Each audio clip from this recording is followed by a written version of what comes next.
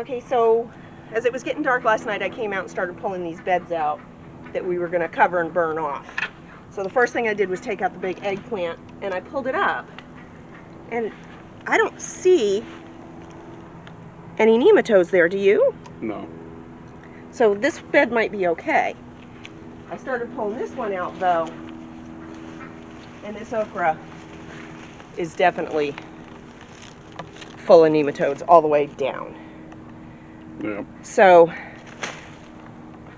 pull this bed out first and we'll cover it. Okay. And then